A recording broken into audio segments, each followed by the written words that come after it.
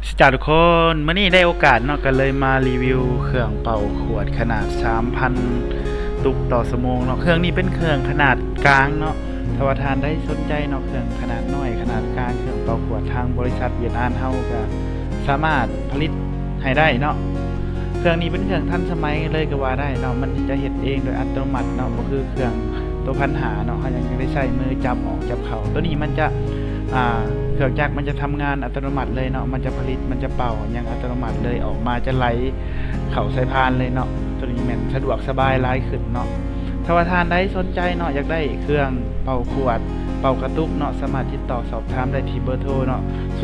06092414141หรือว่าท่านใดสนใจเนาะอยากมาเบิ่งผลิตภัณฑ์ตัวจริงอยากมาเบิ่งสินค้าก็